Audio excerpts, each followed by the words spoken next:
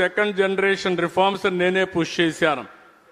ఆ రోజు నేను ఆలోచించింది, సంపద వస్తే పేదరికం పోతుంది, ట్రికిల్ డౌన్ ఎఫెక్ట్ వస్తుంది అనుకున్నాం.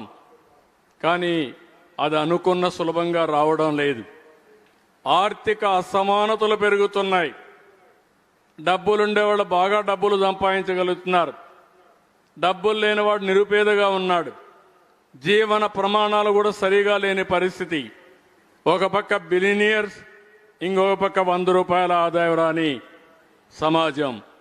ఈ ఆర్థిక అసమానతల్ని బ్రిడ్జ్ చేయడం కోసమే ఈరోజు మనం తీసుకొచ్చిన విధానం P4 అని తీసుకొచ్చాం.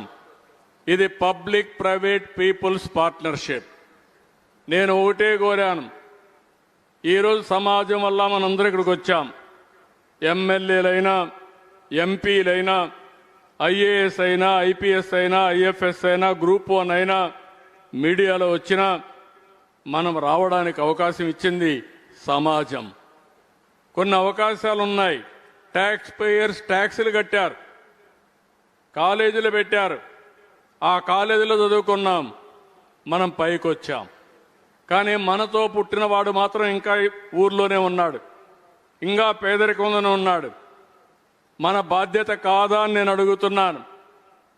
చాలామంది అంటున్నారు ప్రభుత్వమే చేయండి, మాకేం సంబంధం అని. కాదు, సమాజం వల్ల పైకొచ్చిన వారు తిరిగి సమాజానికి ఇవ్వాల్సిన బాధ్యత మన పైన ఉంది.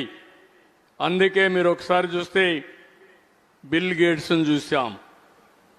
ఆయన జీవిత కాలంలో 99% సంపాదించిన సంపద మళ్ళా సమాజానికి ఇచ్చేస్తున్నాడు. మొన్నే వేదాంత చూశాం, 75% సంపద సమాజానికి ఇవ్వడానికి ముందుకు పోతున్నాడు. ఇది ఒక ట్రెండ్ కూడా సెట్ అయింది. కానీ వాళ్ళు పెట్టే డబ్బులు కొన్ని సెక్టర్లకు పెడుతున్నారు. ఇప్పుడు మన రాష్ట్రంలో నేను చెప్పాను, బిల్ గేట్స్ వచ్చి టెక్నాలజీ, నాలెడ్జ్ని హెల్త్ విషయంలో, అగ్రిటెక్ విషయంలో, లేకపోతే విద్య విషయంలో ఖర్చు పెడతానంటున్నారు. ఇక్కడ మనం తీసుకొచ్చే విధానం మీరు చూస్తే పీపీపీ మోడల్లో హై నెట్వర్త్ ఉండే 10%, లాస్ట్ మైల్